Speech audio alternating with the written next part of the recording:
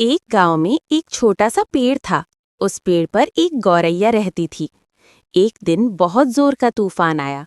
बड़े बड़े पेड़ गिरने लगे। जानवर डरकर भागने लगे। गौरैया सोचने लगी, अगर मैं भी डरकर भागूंगी तो शायद कहीं सुरक्षित जगह ना मिले। क्यों ना इस पेड़ की छोटी सी मजबूत डाल पर टिक जाऊं। वो डाल से कसकर चिपक गई। तूफान गुजरा, लेकिन उसका पेड़ बचा रहा।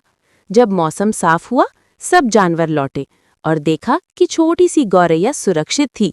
सबने कहा, डर से भागना नहीं, समझदारी से टिके रहना ही सबसे बड़ी ताकत है।